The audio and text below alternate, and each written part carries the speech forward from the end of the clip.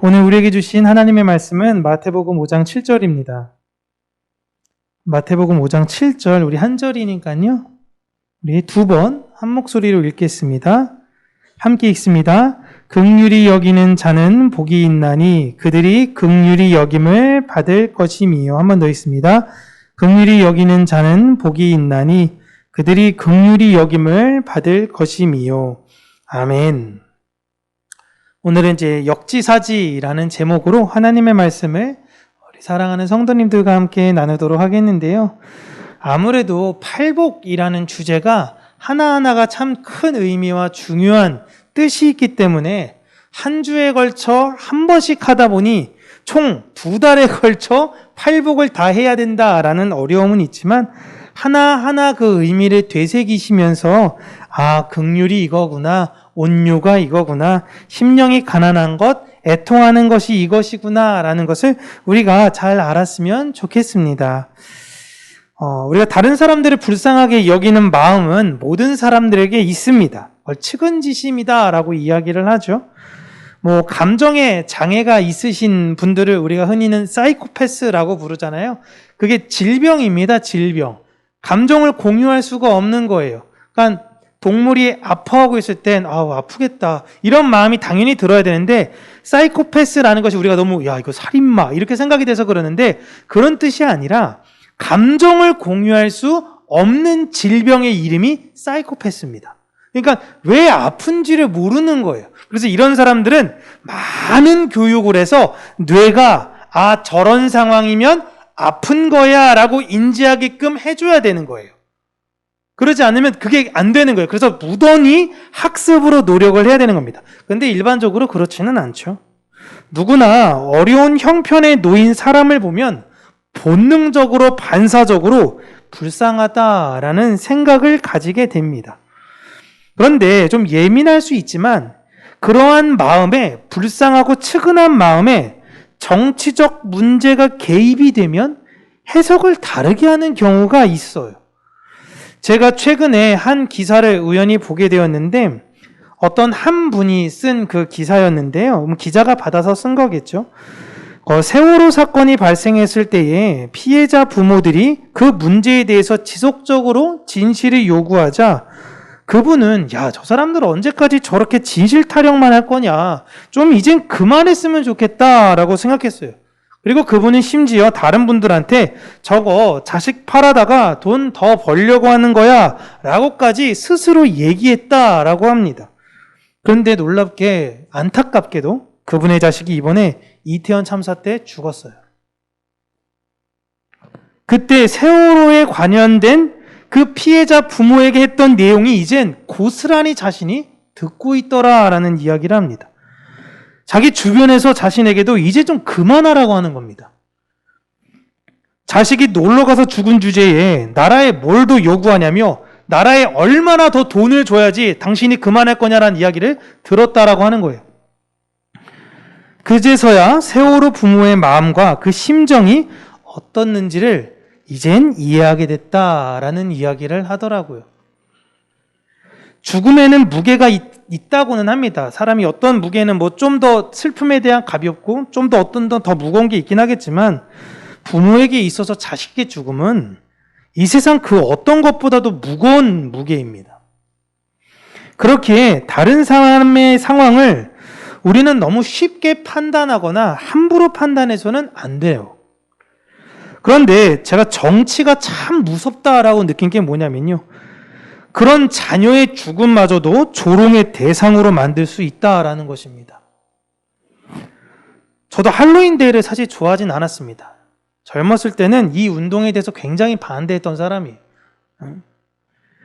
그런데 만약 우리나라가 지금보다 더 강력해져서요, 이 소프트 파워가 우리가 정말 강하죠. 세계 6위까지 되었다라는 발표가 있는데 제가 그 발표를 했던 곳을 추적하려고 했는데 아직 추적하다가 잘 못하겠어요. 도대체 이걸 누가 조사한 건가? 근데 우리나라의 여러 가지 국방이든지 소프트 파워든지 다 조사했을 때 전 세계에 우리나라가 6위랍니다. 일본이 8위예요, 여러분. 이해할 수 없는 게 아랍에미레이트가 9이고 이스라엘이 10이라 그러니까 이게 좀 뭐가 이상한 것 같긴 한데 어쨌든 우리나라가 6입니다. 지금보다 우리나라에 대한 여러 가지 소프트 파워는 점점 더 늘어날 거예요. 그렇게 돼서 우리나라 절기까지 만약에 해외에 있는 젊은 사람들이 따라한다고 여러분 생각을 해보세요. 그들이 한국의 동지에는 팥죽이라는 걸 먹더라 라는 걸 드라마 보고 알아서 자신들도 그러면 저 붉은 죽을 먹고 싶다라고 해서 동지 그들이 팥죽을 먹는다면 원래 동지의 팥죽을 먹는 의미가 귀신을 쫓아내려는 그 의미로 먹은 것인데 그 나라에 있는 기독교 문화를 가진 사람들이 그 동지의 팥죽 먹는 거는 귀신 쫓아내는 문화니까 먹지 마십시오 라고 할 때 여러분 어떻게 해석하시겠어요? 우리나라에서 여러분 동지 팥죽 먹을 때에 야 이거는 귀신을 쫓는 의미로 드시는 분이 세상에 있으신가요? 응? 그러면 우리나라 기독교에서도 이거에 대해서 금지시켜야 되잖아요. 귀신 쫓는 행사인데 만약에 팥죽을 먹는 행사를 없애지 않았다가 기독교나 기독교 단체나 기독교인들이 어느 가게에서 이게 상한 재료를 써서 팥죽을 먹었다가 어떤 분들이 집단적으로 돌아가셨다라고 생각해 본다면 그분들을 향해 귀신 쫓는 미신적 행사했다가 죽었으니까 그들은 죽어 마땅한 사람이 된 건가요? 요즘 아이들은요 할로윈 행사를 그냥 동지 팥죽 먹는 의미로 생각합니다. 아무런 의미가 없어요. 그냥 동지 되면 팥죽 먹는 거고 대보름 되면 그냥 견과류 씹으면서 그냥 내 이 튼튼한 그런 의미로 드시는 분은 없잖아요. 견과류 드시면서 이건 내 이를 튼튼하게 하려는 의미로 먹는 겁니다. 이렇게 부러워하는 분들이 아무도 없으시잖아요. 그냥 예전부터 먹었으니까 그냥 먹는 거예요. 할로윈 행사가 그렇습니다. 그 사람들이 귀신 쫓기 위해서 할로윈 행사를 하는 것도 아니고요. 예수님 탄생을 기뻐하며 크리스마스를 즐기는 것도 아니에요. 그냥 놀라고 하니까 놀고 싶은 거예요. 분명히 그들의 죽음이 우리가 생각할 때 다른 죽음이었다면 불쌍히 여길 수도 있을 텐데 유독 정치적 해석이 들어가면 그 슬픔에 대한 무게가 바뀐다라는 것이 저는 너무 슬픕니다. 그리스도인은요, 오늘 마태복음 5장 7절에서 이야기했듯이 그 긍휼의 마음을 잃어버리면 안 돼요. 성경을 보시면 하나님은 인자하시다라고 말씀하십니다. 그 인자가 오늘 긍휼과 같은 의미예요. 하나님은 긍휼하시다라는 뜻이에요. 그 인자의 의미를 보여드리면 인자라는 것은 상대방의 아픔을 이해하고 그 상대방의 아픔을 공유하며 그 아픔을 해결하려고 애쓰는 것을 인자라고 이야기해요. 여러분, 우리 부모로서 내 자녀가 아프다고 생각해 보세요. 그 아픔에 대해서 그래 너는 아파, 나는 안 아프니까 다행이다, 이런 부모는 없습니다. 너무 아이가 심각하게 아프면요 부모가 울어요. 차라리 내가 대신 아팠으면 좋겠다라고 그 아픔을 공유하고 거기서 그치는 것이 아니라 어떤 병원에든지 이 아이를 낫게 해줄 수가 있다면 그 병원을 찾아가서 이 아픔을 해결하려고 애씁니다. 여러분, 이게 인자예요. 하나님을 믿는다라는 거는요, 하나님께서 내가 이 아프고 외롭고 힘든데 나를 방관하시는 것이 아니라 나의 아픔을 아시고요, 내 아픔을 이해하시고 내 아픔을 해결하려고 지금 애쓰는 분이라는 걸 믿는 거예요. 잠깐 지금 근데 하나님의 뜻이 있어서 이걸 유보한 것 뿐인 거지 하나님이 우리의 아픔을 외면하는 분이 아니다라는 걸 믿는 겁니다. 그런데 하나님의 뜻대로 그걸 우리는 모르니까요. 하나님이 우리에게 언제 낫게 해주실지, 우리의 상황을 언제 좋게 해주실지 모르니까 하나님의 뜻대로 살고 열심히 노력함에도 불구하고 내 상황이 따라주지 않을 때가 있습니다. 그 시기가 있어요. 여러분, 내가 하나님 앞에 신실하게 산다고 해서요, 우리나라가 IMF가 넘어가지 않았습니다. 나는 신실하게 예배드리고 하나님께 신실히 나아갔는데 TV를 키니 나라가 망했다라는 거예요.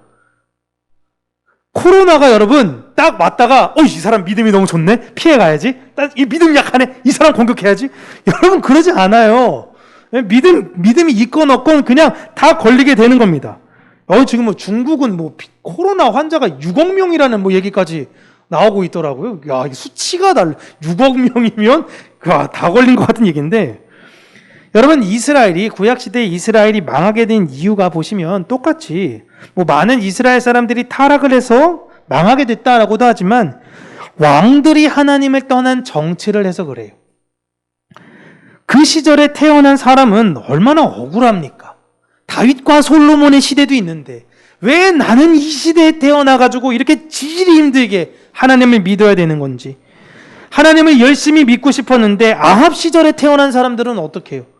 여러분, 그 시절에 아합에 무릎 꿇지 않은 사람이 몇 명이었냐면 7,000명이었습니다. 그 많은 인류 중에 하나님을 신실하게 섬긴다라는 사람이 몇 명이에요? 7,000이에요. 그런데 그 사람조차 보이지 않아서 엘리야가 무슨 말을 합니까?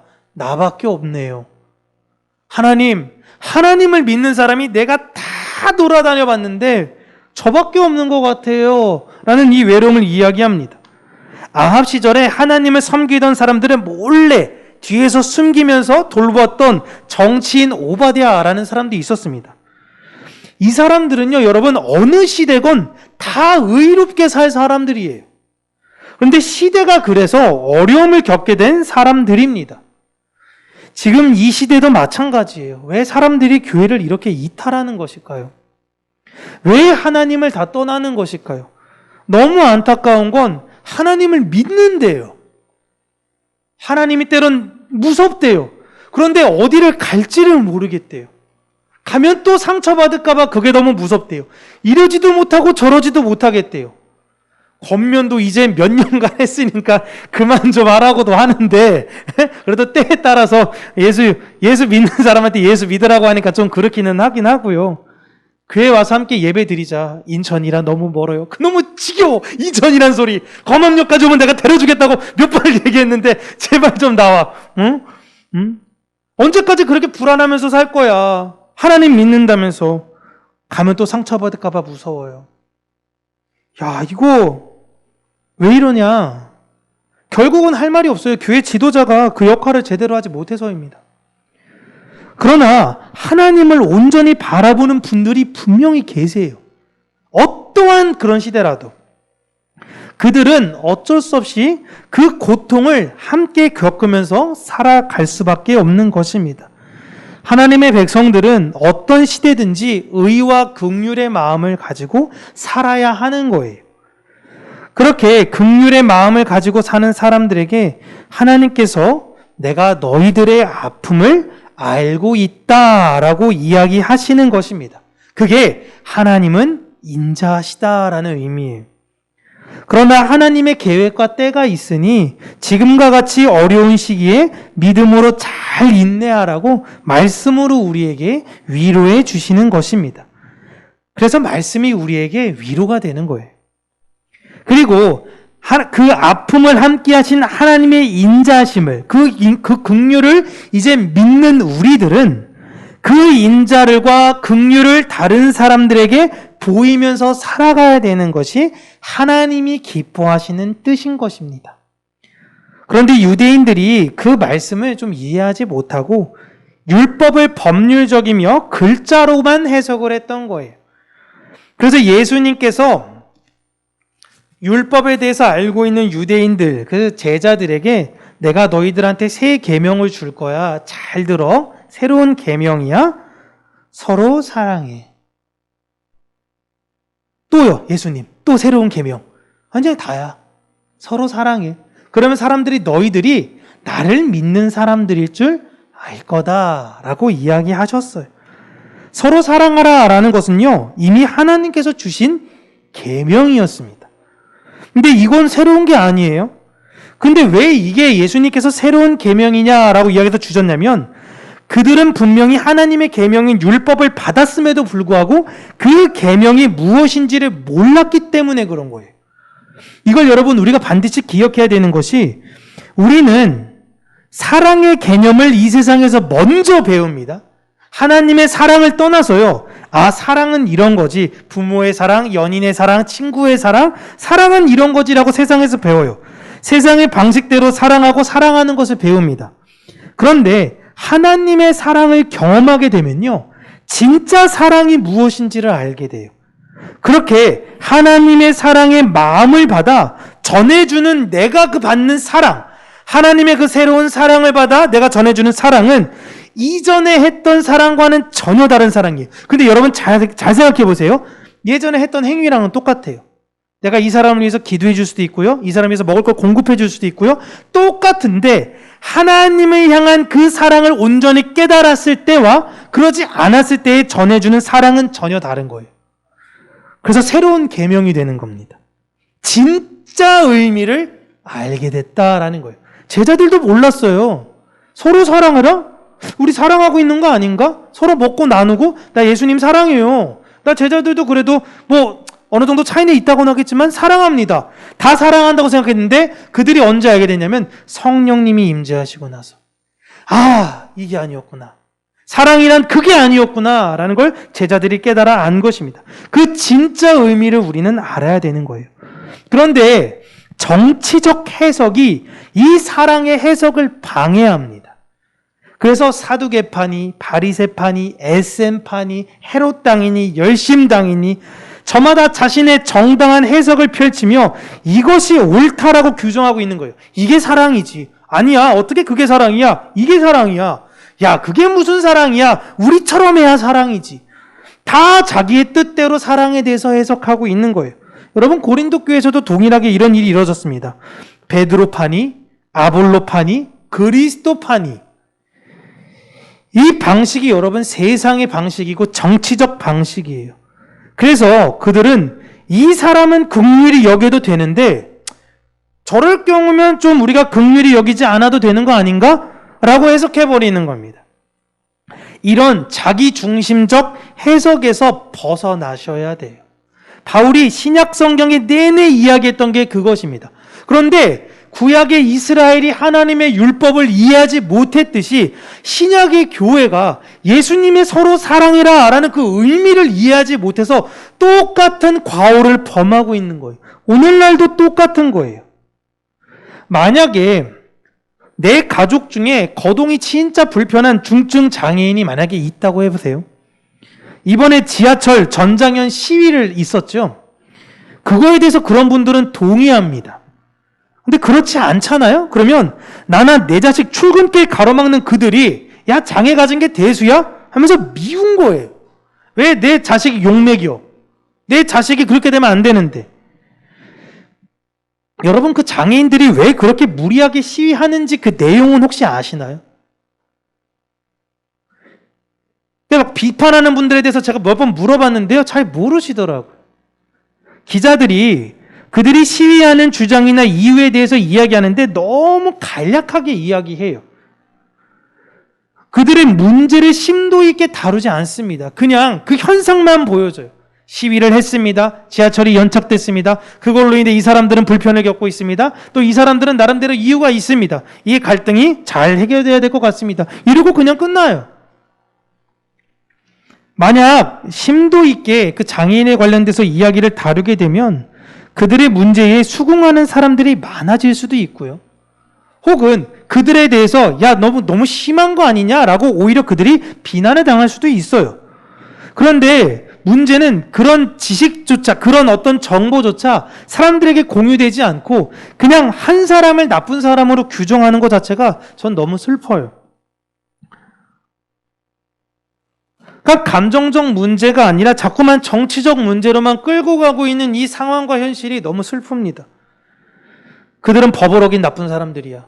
지하철 못 가게 하면 안 되지. 다른 시간에 하거나 왜 맨날 출근길에 저러는 거야. 왜 맨날 저러는 거야. 그들 뒤에서 조종하는 사람들이 나쁜 거야. 물론 여러분 그들의 행위는 옳지 않아요. 잘못된 행위예요. 위법한 행위예요. 그러나 무슨 이야기를 하는지는 들어봐야 되는 거예요. 이런 생각을 세상 사람들은 아니어도 하나님의 긍휼을 가진 우리들이 가지고 있어야 된다는 거예요. 단순히 이런 문제만이 아니라 우리는 어떤 문제에 대해서 해석할 때 하나님은 사랑이시며 하나님의 사랑을 이 세상에 드러내야 하는 교회는 적어도 양쪽의 이야기를 다 들어봐야 되는 거예요. 그래서 이 둘에 대해서 야 네가 맞았네, 닌 틀렸어, 네가 맞았네, 넌 틀렸어, 이게 아니라 이 둘이 잘 화해하게 화평을 그 안에 가져다 주는 역할이 교회의 역할이어야 돼요. 예를 들어 교회에 다툼이 있다고 생각해 보세요. 목회자가 어느 한쪽의 이야기만 들어요. 한쪽의 이야기를 일방적으로 매도해요. 그러면 안 되잖아요. 너무 상식적인 거예요. 함께 이야기를 듣고 함께 그 안에서 화해하는 거. 어렸을 때부터 애들 둘이 싸우면 이 둘 아이를 야, 네가 잘못했네. 넌 계속 맞아. 이런 게 아니라 선생님이 이 둘을 화해시키는 것이 목적입니다. 싸울 수 있어. 하지만 궁극적으로 다음엔 그런 다툼이 일어나지 않도록 대화로 잘하고 지금은 우리가 일단 화해하자. 이렇게 끌고 가는 게 교육이잖아요. 근데 이렇게 상식적인 내용을 다 아는데요. 정치의 문제가 이것이 개입이 되면 이상하게 해석이 되는 거예요. 예수님이 여러분 지금 마태복음 5장 7절에서 무슨 이야기를 하는 것이냐면 교회야 긍휼한 마음을 가져야 한다라고 말씀하고 계시는 거예요. 우리는 예수님의 긍휼을 알아요. 그러니까 우리 밖에, 교회 밖에 이 세상에 예수님의 긍휼이 어떤 건지를 알려줄 수 있는 사람이 없는 거예요. 우리가 해야 돼요. 우리가. 그 긍휼을 세상에 보이는 자만이 그 뒤에 하나님의 긍휼을 받을 수 있을 것이다 라고 예수님께서 이야기하시는 겁니다. 이 긍휼을 여기는 자는 긍휼히 여김을 받는다라는 건 내가 세상 누군가를 불쌍히 여겼더니 세상 사람들이 나중에 나를 다 불쌍하게 여겼네? 그냥 이런 의미인 것이 아니에요. 내가 하나님의 긍휼을 이 세상 가운데 보였더니 하나님이 나를 불쌍히 여기셨더라 라는 것입니다. 순수하게 긍휼한 사람이 되어야 돼요. 그래야 하나님께서 우리를 긍휼히 여기신다라는 것입니다. 내가 그냥 위로하는 척, 별로 공감도 안 되고 그 아픔에 대해서 이해도 안 되고 뭐 좀 힘들겠네, 슬프겠네, 불쌍한 척 이렇게 아무리 겉으로는 위로하는 척, 긍휼히 여기는 척 해봐야 하나님께서는 우리의 중심을 아십니다. 그리고 긍휼이 없는 자들은 그러한 일들을 사실상 남들에 대해서 폄훼하고 정죄했을 때 본인이 겪게 돼요. 교회는 다 그 긍휼을 받은 사람들입니다. 그렇기 때문에 긍휼을 전해 주셔야 돼요. 선택이 아니라 우리에게 있어서는 의무가 될 수밖에 없습니다. 하나님 사랑을 나는 알아. 근데 내가 열매가 없어. 이거는 제가 그때 말씀드리지만 말이 안 되는 거예요. 하나님의 사랑을 아는 자는 축복의 통로가 돼서 이 세상에 하나님의 사랑을 그대로 흘려줘요. 그럴 수밖에 없어요. 그렇게 되어지는 거예요. 그렇게 우리는 정치적 해석을 제외하는 연습을 계속 해야 돼요. 항상 다른 사람의 입장에서 한번 생각해보는 훈련을 해야 되는 것입니다. 아, 저 사람 뭐야 저거. 아, 저 사람 나랑 안 맞아. 아, 저 사람은 그냥 미워해야지. 이게 아니라 저 사람은 왜 저렇게 했을까? 내가 나중에 누군가를 그렇게 하면 누군가가 나에게 그렇게 돼요. 결국은 내가 누군가에게.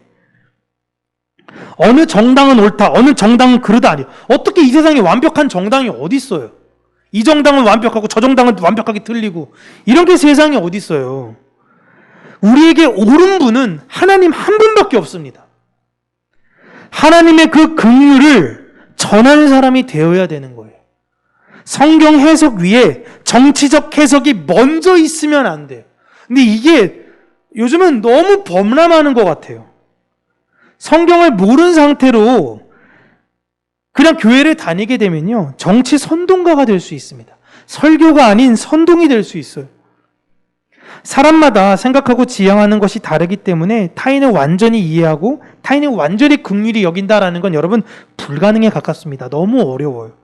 그러나 다른 이들의 마음을 헤아리려고 애쓰고 그들의 아픔을 아픔대로 받아들여야 되는 거예요. 너무 당연한 이야기죠. 하나님께서 우리를 왜 구원하셨습니까? 아, 너 좀 신앙생활 잘하는 것 같으니까, 좀 헌금 잘 낼 것 같으니까, 좀 사람이 바른 것 같으니까. 아니에요. 있는 모습 그대로 어떤 자격이 있어서 우리를 구원하신 것이 아니라 정말 똑같은 사람인데 나도 모르겠어요. 그런데 하나님께서 우리를 있는 모습 그대로 사랑하시고 그냥 내가 하나님의 긍휼을 입었다라는 것밖에 모르겠는 거예요. 그처럼 너도 가서 그와 같이 하라 라고 하신 예수님의 말씀에 따라 다른 사람들도 있는 모습 그대로 사랑해 주려고 애써야 하는 것입니다. 그게 긍휼이에요. 우리는 예수님의 긍휼을 선물 받았습니다. 그렇게 이 땅에 복음에 있어서 흥왕하는 시대, 저는 그 시대를 우리 여기 계신 분들도 다 겪으셨죠? 8, 90년대의 그 부흥의 중흥기, 나 잠깐 주춤했다가 2000년 초반 때 다시 부흥의 중흥기가 있었습니다. 전 그 2000년대 부흥의 중흥기를 경험했어요. 대학교에 들어갔을 때에 각 선교단체마다 신입생들이 너무 많이 밀려들어가지고요. 제가 속한 예수던조단에만 신입생이 60명이 들어왔어요. 1학년이. 근데 각 선교단체마다 다 그렇게 들어갔어요. 1학년에 기독교인 동아리만 모이는데 거의 몇백 명이 되는 거예요. 최근 들어서 이야기 들으니까요. 4학년까지 다 더해가지고 10명이 안 돼요. 10명이 안 돼요. 한 학년은 심지어 없는 세대도 있어요. 우리는 그 부흥을 경험했는데 우리 다음 세대들은 여러분, 우리가 기도해야죠. 한 번도 못 봤잖아요. 하나님의 영광을 그 무엇인지 함께 부르짖으며 울면서 함께 매달린 걸 한 번도 경험해보지 못했잖아요. 온 세상은 서로가 패가 갈려가지고 너가 잘했니 너가 못했니 이러고 있는 상황에서 자, 너 편 정해. 어느 편이야. 지금 이런 걸 강요받고 있고 10대, 20대, 30대가 그러는데 그들에게 우리가 긍휼을 선물로 전해줘야 되는 사람들입니다. 이 땅이 어떤 시대라는 건 사실 중요하지 않아요. 그 선물을 나누는 순수한 긍휼적 사람이 되어서 다시 한번 이 땅에 하나님의 부흥의 역사가 임하고 우리 다음 세대들이 하나님의 그 은혜와 사랑을 온전히 찬양하는 그 세대가 되기를 함께 기도했으면 좋겠습니다. 그 전초기지로 이제 인천, 이 서구 연희동, 우리 평강교회 이 안에서부터 하나님의 놀라운 그 은혜의 축복이 있기를 간절히 바라요. 여러분, 평양 대부흥 운동의 시작이 두 분의 여성분들이 우리 기도할까? 우리 나라를 위해서 기도할까? 에서 시작했어요. 거기서부터 우리도 함께 기도할게요. 우리도 함께 기도할게요. 그게 이렇게 돼서 전국적 기도운동까지 퍼졌습니다. 그런 놀라운 은혜의 역사가 이 나라 가운데 다시 한번 일어나기를 주님의 이름으로 축복합니다. 기도하겠습니다. 살아계신 하나님 아버지, 우리가 긍휼을 알고 긍휼을 전하는 자로 살게 하여 주시며 우리 안에 있는 세상적 생각과 세상적 판단을 제할 수 있는 그 훈련을 잘하는 자가 될 수 있도록 인도하여 주시옵소서. 말씀 위에 그 어떤 것도 서지 못하게 하여 주시고 오직 말씀 안에 다른 사람들을 긍휼히 여기는 자가 될 수 있도록 하나님 우리 안에 다시금 그 긍휼을 허락하여 주시옵소서. 우리 다음 세대 하나님 너무나 안타깝고 불쌍합니다. 하나님의 이름을 모른 채로 그 나이를 보내고 있는 우리 아이들을 위해서 우리가 다시금 기도하며 이 모든 잘못이 우리들에게 있으면 하나님께 인정하고 고백합니다. 하나님, 우리가 더욱더 긍휼의 마음을 가지고 우리 아이들에게 그 긍휼을 증거하는 자들이 되게 하여 주시고 다시금 하나님의 그 긍휼이 이 땅 가운데 넘쳐 다음 세대에 있는 사람들이 하나님의 영광을 바라볼 수 있는 은혜를 이 땅 가운데 허락하여 주시옵소서. 예수님 이름으로 기도합니다. 아멘.